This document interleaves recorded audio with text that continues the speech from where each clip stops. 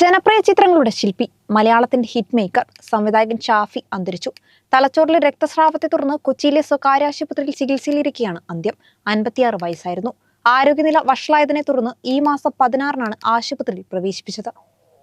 ജനപ്രിയ ചിത്രങ്ങളുടെ ശില്പി, മലയാളത്തിന്റെ ഹിറ്റ് മേക്കർ ഷാഫി അന്തരിച്ചു. തലച്ചോറിലെ രക്തസ്രാവത്തെ തുടർന്ന് കൊച്ചിയിലെ സ്വകാര്യ ആശുപത്രിയിൽ ചികിത്സയിലിരിക്കെയാണ് അന്ത്യം. 56 വയസ്സായിരുന്നു. ഉദരരോഗത്തിന് ചികിത്സയിലായിരുന്നു.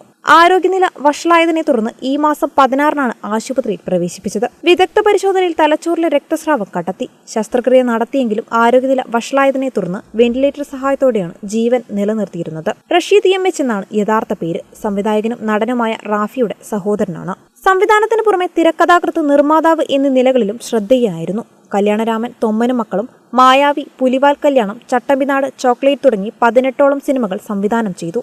സംവിധാനം ചെയ്ത ചിത്രങ്ങളെല്ലാം കുടുംബ പ്രേക്ഷകർക്കിടയിൽ വൻ വിജയം തന്നെയാണ് നേടിയത്. മലയാളികൾ എക്കാലത്തും ഇഷ്ടപ്പെടുന്ന ചിത്രങ്ങളുടെ ഇടയിൽ ഷാഫിയുടെ ചിത്രങ്ങളും ഉണ്ടാകും. മലയാളത്തിന് മികച്ച ജനപ്രിയ ചിത്രങ്ങൾ നൽകിയ സംവിധായകൻ കൂടിയാണ് ഷാഫി. കോമഡി, ഫാമിലി ചിത്രങ്ങൾക്കായിരുന്നു അദ്ദേഹം മുൻതൂക്കം നൽകിയിരുന്നത്. ദില്ലിവാല രാജകുമാരൻ എന്ന സിനിമയിൽ അസിസ്റ്റന്റ് ഡയറക്ടറായി സിനിമാ ജീവിതം തുടങ്ങിയത്. 2001-ൽ ജയറാം നായകനായ വൺ മാൻ ഷോ എന്ന സിനിമയിലൂടെ സ്വതന്ത്ര സംവിധായകനായി. 2022-ൽ പുറത്തിറങ്ങിയ ആനന്ദം പരമാനന്ദം ആണ് അവസാന ചിത്രം. News desk, Kerala vision.